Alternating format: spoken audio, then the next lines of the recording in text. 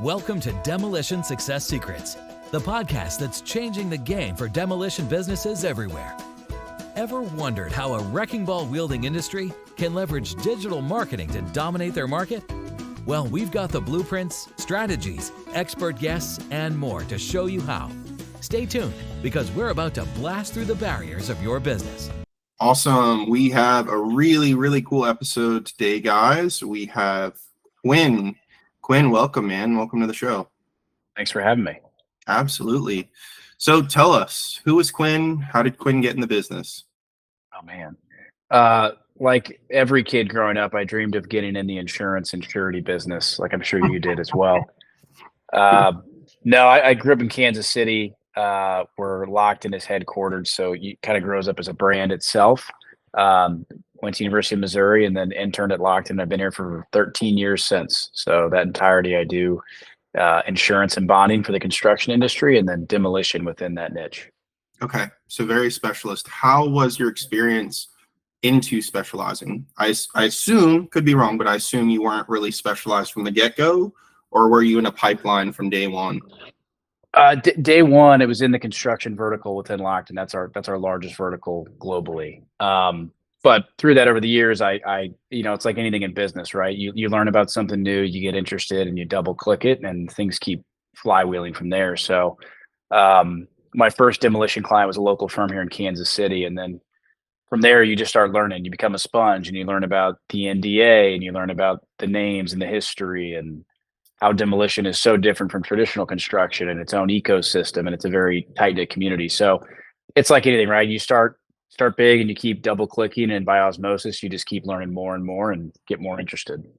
Yeah, it's cool. And it's good to be a specialist. That's kind of, in our world, we're the same, right? Like I started in marketing, and then dialed in and was like, oh my gosh, like these guys can make so many more millions of dollars relative to marketing for like chiropractors. We need multiple chiropractors offices who are really good to be able to make what we're doing for our demolition clients. So that's interesting. What is kind of a day in the life? You know, are you mainly hunting? Are you farming? Are you more talking to clients? What's the day-to-day normally? It's a bit of all that. I mean, I'm lucky that I have a really strong team that supports me, that is specific to the demo space. And so they're more dealing with the day-to-day questions, but I'm more involved from a high level strategy, or big claims, happen, getting involved there. And then from there, like anything else, right? My job's to get and keep clients. So whatever that entails. Got it. So who is a good potential client for you guys? How do you guys get together, and what is their need set usually? It can range anywhere. We have some firms that, are national, and they do the big power plant projects and super complex.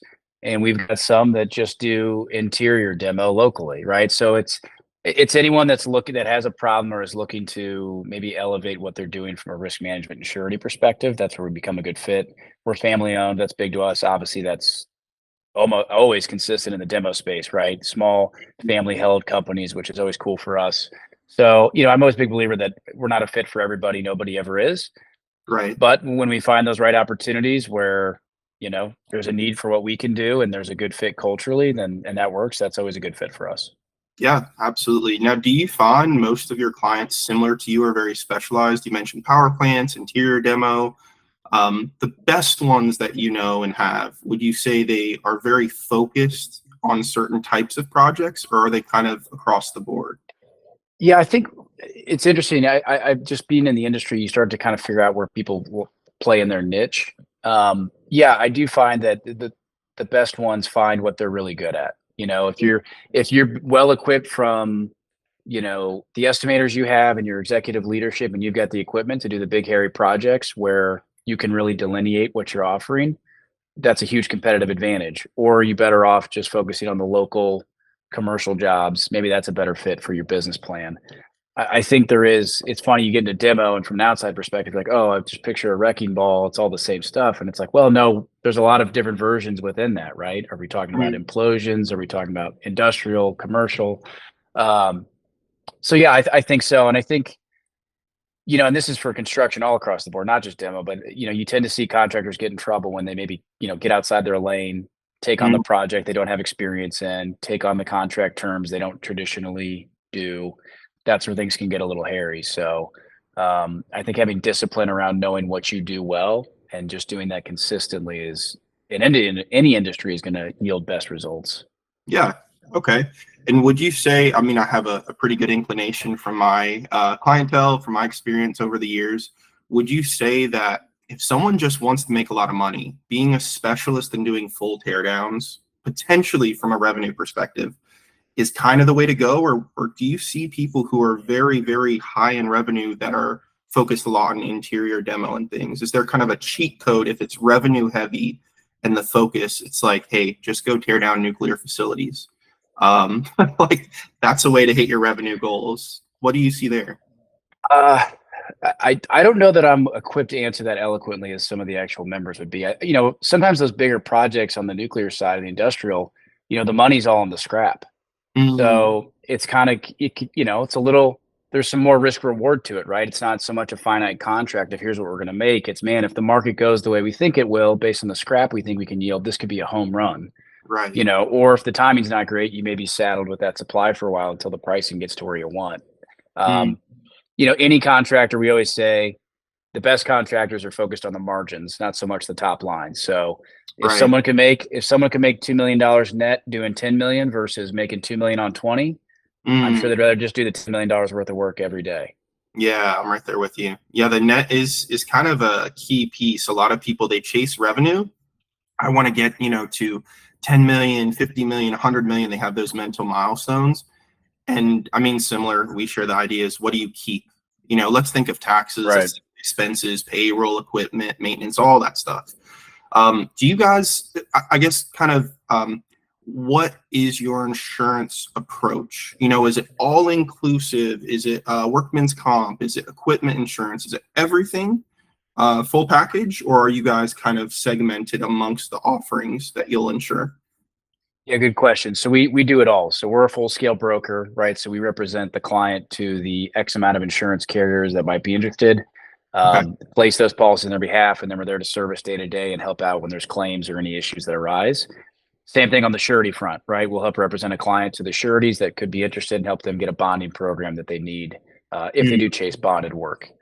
So carrier agnostic, we do group captives. Our view is we're an outsourced risk management team for the contractor. Got it. And I've kind of been privy lately of a lot of owners, they think accountant or bookkeeper, lawyer, they do you agree that they should probably be more proactive with insurance and really communicating with you guys more often than maybe they do?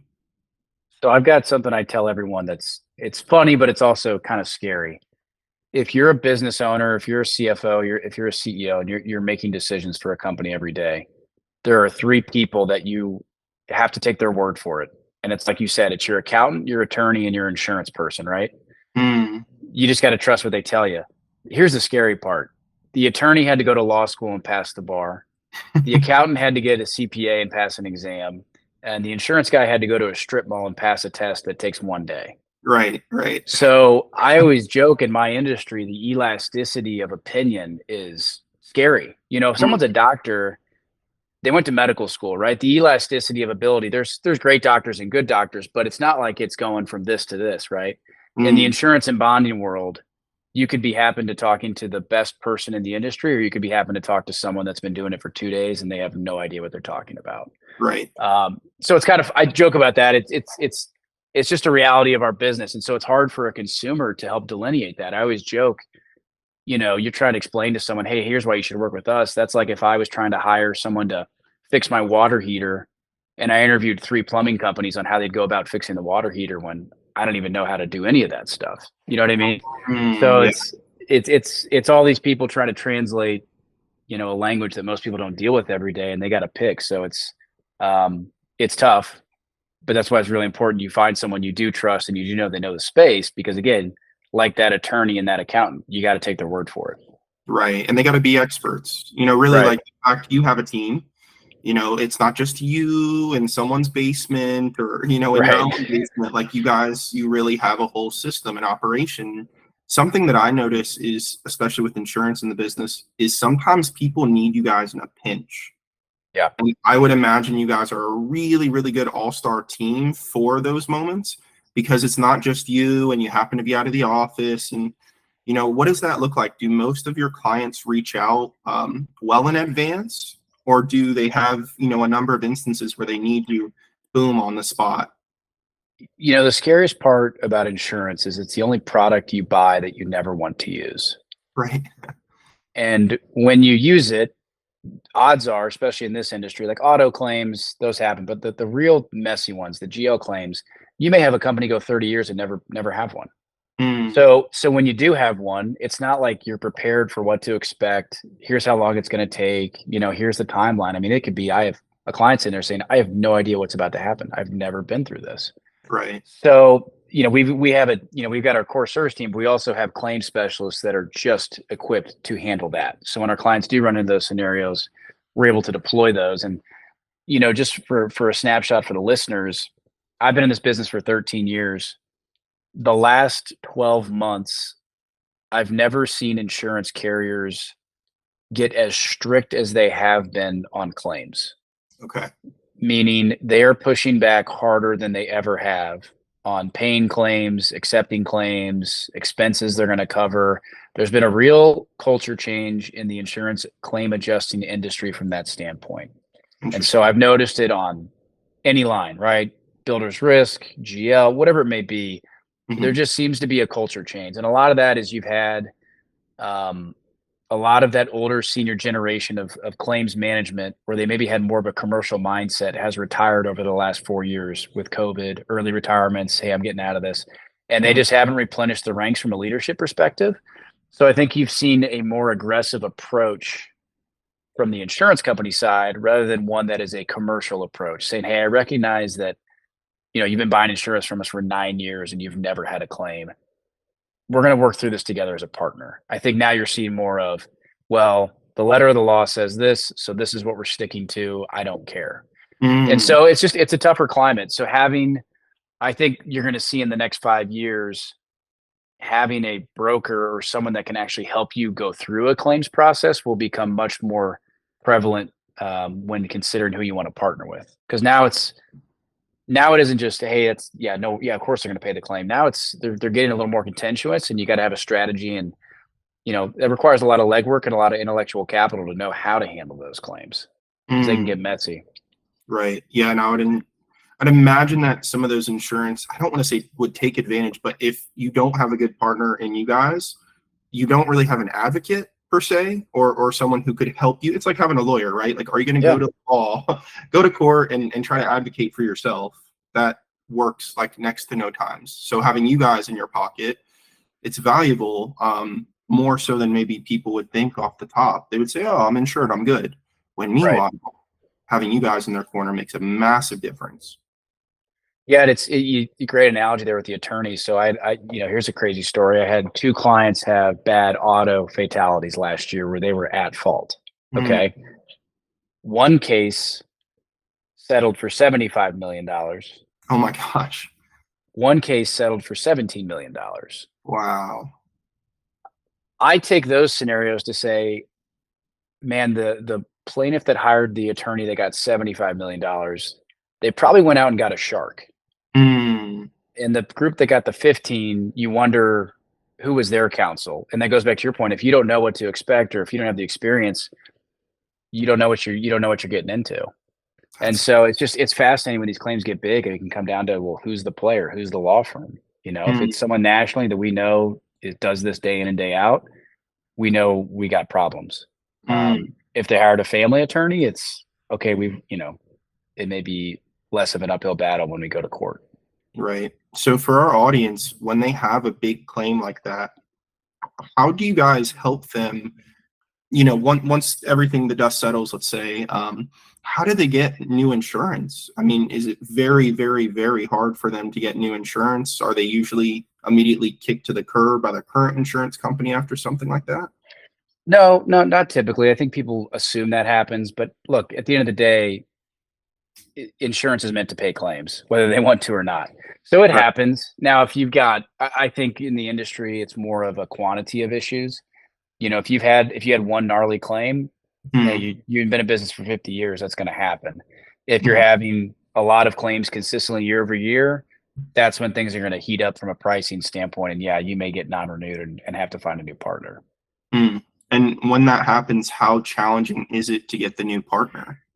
Is that something that's pretty easy, or it's, again, that's why they have someone like you guys in their corner that can go to a multitude. It's not Sure. fully captive where it's just, hey, this is all we can do. How challenging can that be to get a new partner in those big payout, big claim incidents?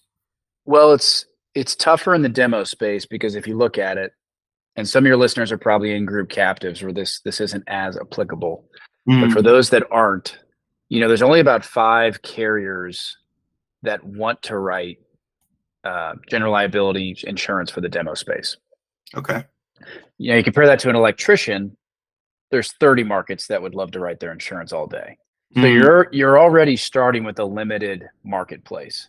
So to your comment, when you've got a hairy resume, telling your story and getting face to face with those underwriters and giving yourself time becomes paramount. And that means if you know it's going to be rough, you need to start that process 6 to 9 months out from the renewal to go spend time with those few carriers to help them understand your story, what happened, what you've learned, what we're correcting to fix it, because it's still human underwriting. I mean, mm. Elon hasn't invented AI underwriting yet. So as long as there's humans making the decisions, you've got to play up on the human side of this as much as you can.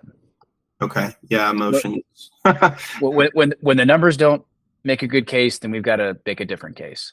Right. No, that's fair. The emotional appeal can be very helpful. And then obviously like having the team of the right people behind you who've been there, done that. Because I would imagine, you kind of referenced this earlier, but some of these people must feel so scared, unsure.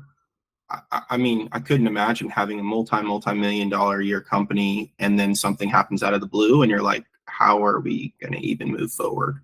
What do we do if we get dropped? That's something that's cool because you guys have been there, done that, and it's not necessarily an all-out emergency. As with some people, they probably are assuming that. So having, again, someone like you in their corner and your team, that's really paramount to me. Versus, again, having someone who maybe this is just a part of their business, but it's not their business in its entirety. Right. Okay, so what would you say? Do you guys take certain companies like just starting off, or is that really they have to be more established to work with you guys? No, if we, we work with in our construction vertical, we work with contractors that are doing $10 billion a year, all the way down to the guy that just bought his first piece of equipment yesterday. Okay. It just depends, right? Again, if we're a good fit culturally and we're the right fit at the right time, we'll do business with those that we think match with our culture. And if they've got growth plans and they've got exciting things they want to do, then we want to be a part of that. Now, what do you see to make them the best possible fit, to get the best possible insurance, that kind of thing? Credit is important, capitalization, jobs that they have, like contracts, while they're starting up. What are some of those things for some of our listeners that, let's say they worked for a demolition company for the last 15 years, and now they say, hey, you know what? I want the nicest truck. I want to put my feet from time to time in the office. I'm starting my own thing. How are they best positioned when they reach out to you guys? That's a great question. If you're starting your business tomorrow as a startup, insurance operates from the law of large numbers. So, everything is a rate per exposure basis. We're going to charge you $2,000 per truck you have, right? So I always think of Progressive, home and auto. The more you bundle, the more you save. Sure. So it's harder when you start out because your rates are going to be a lot higher because A, there's no experience to underwrite off of, and B, you're probably not going to start out with a huge fleet. So your economies of scale are going to start out higher than your competitors. Now, over time, as you scale, the goal is to work those down to get in line with what we typically see. But the best thing you can do is tell your story, have your resume, and what we would do in that situation is try to underwrite off of you, the founder. Right. You're not starting a demo company unless you were been doing this for years. The industry, right? And construction, it's Some of the people we talk to, they're like, man, when we go bid these public jobs, these people are like burying every single job. We don't know how they've been in the game for any amount of time. Exactly. Yeah, those folks I don't see as much. But Right. if you want to build the next great business and you've got a plan, that's what you got to sell is yourself. Right. And then you just got to make sure that as you scale and over the years, you're driving those costs down. Okay. So that's what's most important is making sure as you scale, you need to get credit for that and keep working those down over time. But I think you got to sell yourself and your past resume, most importantly, off the start. Got it. Okay. Now, curious for someone who may already work with, a representative, someone who is good in insurance, or maybe they just do their insurance. They may not be even that great. What does that look like when they're switching over to you? What are the questions that come up? Why should they make the switch? That kind of thing. How does that look? Yeah, it's a good question. I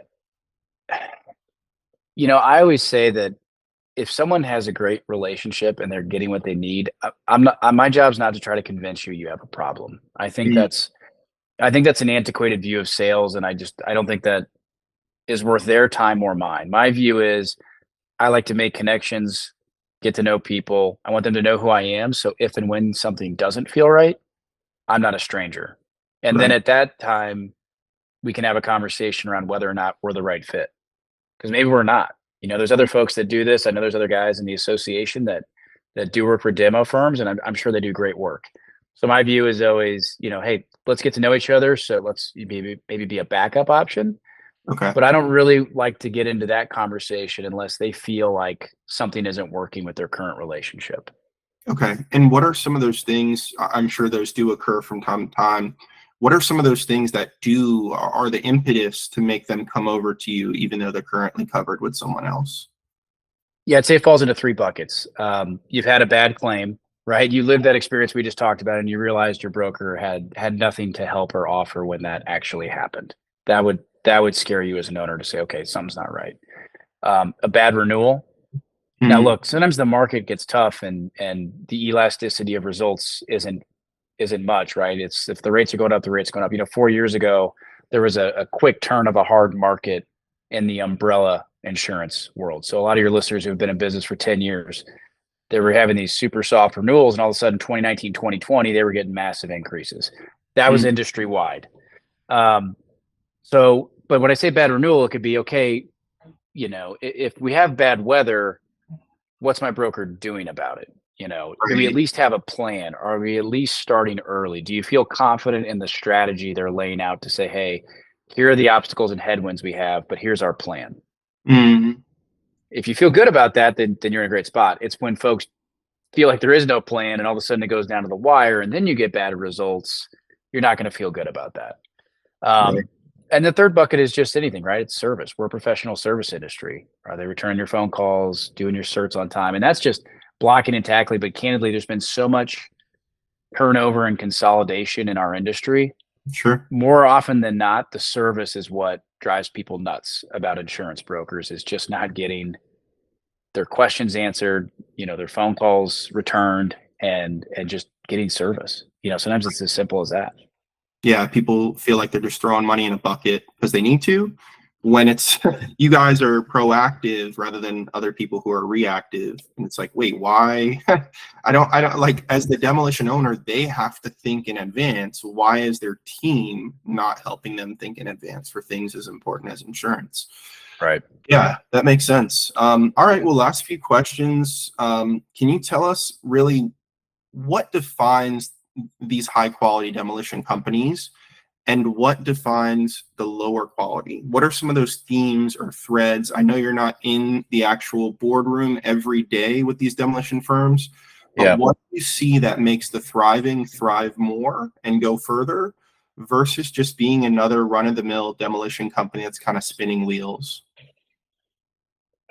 I think it's not unlike any other business, right? I think it's people and process. Do they have a good culture? Do they have a company where their people are fired up every day coming into work and they see opportunities? That's huge. Are you getting the best talent and are you nurturing that talent? And then from a process standpoint, like we talked about, have you found, if you're a good to great reader, have you found your hedgehogs? Do you know what you do really well? And do you know what you do not do well? And Mm, how efficiently are you attacking those and avoiding these? I think, like, even demo any construction company, the best ones can tell me, well, let me tell you what we don't do. Okay. And here's projects we don't chase, and here's why. Here's why we're not competitive in that space, that industry, that geography, and here's why we put all of our efforts towards A, B, and C. That's a trend I see across all disciplines of construction, where you tend to find the well-oiled machines that are operating very well. Yep, that makes sense. They have a long list of no's and a certain list of yeses, and out of those yeses, they have the standard operating procedures, like you said, really well-oiled, versus the people who are trying to reach on both sides. You don't have the operations as good on the maybes or the no's, so that harms your yeses that you have solid. Okay, Yeah. got it. Yeah, anything else that you want to kind of share with the audience? Any takeaways or FAQs that you see far too many times that you wish people just knew the answers to? I think it's always a hot topic in this industry is group captives. A handful of members are part of them. They're a great solution. Not always the right fit, but something you should at least be thinking about. If you're listening to this and you're spending at least $200,000 on your GL, auto, and work comp combined, it's at least worth exploring. That's always kind of the break-even point of when the math might check out. So that's a common question you hear a lot of folks of, because sometimes it can start out as this black box of what is this, and then when you really boil it down, it's not that complicated. You just need someone to explain it to you. But just if you're listening, that's always that litmus test. If you're not having a lot of claims and you're spending at least that, it's something to at least consider. Doesn't mean it's the right answer, but it's definitely an itch worth scratching. Okay, got it. Any other last little takeaways that you want to share? Further FAQs or things that you want people to finally know, instead of asking you guys a million times? There's got to be a few things where you're just like, guys, this is the answer. Of course, answers change over time. Sure. Any other fun little takeaways? No, I think the group captive. I mean, look, here's the current state of the market. The insurance market is competitive right now. It's a good time for insurance buyers. It's a lot better than it was 4 years ago. The surety market is stable. The only thing I will say is that the reinsurance renewals for the surety market have been tough the last couple quarters. So if you're bonding through a smaller regional surety company, I would expect some rate increases on the horizon, because their reinsurance costs just went up. So I expect to see a little bit of tightening from the smaller regional sureties. Now, if you're with a Traveler, Zurich, Chubb, some of these household names that your listeners are going to recognize, not as impactful. Okay. So that's what I would say if I was talking to someone on an elevator. Okay. And would they be considering swimming upstream to those guys to kind of hedge and get around, what you're kind of saying the future's to hold? It could. It depends on the strength of your financials, how much you bond. Right? There's some more qualitative components that come into play. But again, just something to be cognizant of. If you are with one of those smaller sureties and you have been performing well financially, it could make sense to at least be aware that may be coming down the road. Got it. Okay, cool. Anything crazy or exciting in the future, like you're saying, coming down the road for your business or for Demolition as an industry at large in the coming years? The big thing my team and I are trying to do is we're constantly politicking with the insurance carriers to create an appetite for this industry.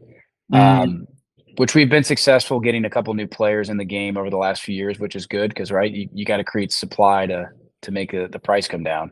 So that's just something we're constantly working on. There's been some better education in the industry. Again, you'd be shocked. A lot of underwriters just don't understand the industry, and they're just assuming, massive wrecking balls swinging around downtown New York City. So education's key. And that's what we continue to do with the carrier partners and keep bringing new entrants into the market and get them comfortable with this industry. Is there any advanced or continued education for those underwriters where they can go, I don't know, 1 day out of every month or 2 days out of every quarter, something like that, and get in the field or kind of wrap their mind around it? You could. They're in the office all the time and they have no idea. You could. I'd also recommend, if you're about to go through a big marketing exercise, I always tell clients, put together, if we're going to do this and we've got a tough renewal ahead, or we really need to educate the underwriters, put together a pitch deck like you're about to go ask for an investment and really explain your business, really get in the weeds of it and educate them. Because underwriting, at the end of the day, they're going to price for uncertainty and fear. So the more they know and the less they fear, the better they're going to get comfortable on pricing. So to me, that's always an underrated component that is part of the mix if you're about to go through that marketing process. Got it. Yeah, help close that gap. It's very fair. I mean, like you're saying, it's really just a matter of them having more education, more knowledge, more understanding. And again, having a partner like you guys, you're helping prep people so that way they're not just going through the paces saying, oh, it's just the normal step in my insurance. It is what it is. You guys are helping them be proactive so that way they can get the most favorable results. Cool. Love it. All right. Well, Quinn, how can people get in touch with you, and who is ideal to get in touch with you? I mean, just email or phone. Do you want me to give you that stuff, or do you put that in the book? Yeah, share it with the audience. Yeah, my email is just qdamon, QDAMON at Lockton, LOCKTON.com, or call me on my cell phone, 816-588-9142. Happy to answer any questions one-off. Doesn't have to be a business meeting. It could just be happy to help out someone that's going through something or has a question, but we're happy to connect with any demo firms that we haven't already and they want to get to know us. We're happy to spend the time. Awesome. And will you be in San Antonio in March? I won't. I'm having a baby soon, so I'm on lockdown, but my team will be there. So Cheyenne Schulte from my team and Luis Martinez will be in attendance. Okay, cool. I'll be there, and then our audience, if any of them want to send over well wishes for your new child, that's amazing. Yeah. That's awesome. I think that's reasonable enough to skip the 50th anniversary. Yeah. I might get in trouble for that one. That's a big one. That's awesome. Congrats on that. Super. Thank you. Well, yeah, guys, you heard it here first. If anyone needs to reach out for insurance, Quinn is a great option. Reach out to him, his team. You got his cell phone, you got his email. Quinn, you and I are going to stay on the line for another minute, but we are going to sign off. Thank you guys so much for tuning in to another episode of Demolition Success Secrets. Thank you, Quinn. Thank you. That's a wrap for this episode of Demolition Success Secrets. Stay tuned and subscribe for more explosive insights from our upcoming episodes. Until then, continue to blow up your demolition business and make the competition rubble in your path.